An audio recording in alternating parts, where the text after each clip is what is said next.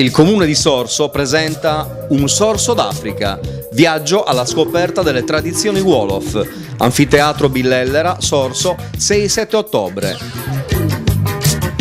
Sabato 6, Domba, direttamente dal Senegal, uno spettacolo di danze e musiche a cura del balletto Baobab Ngaling Sonko.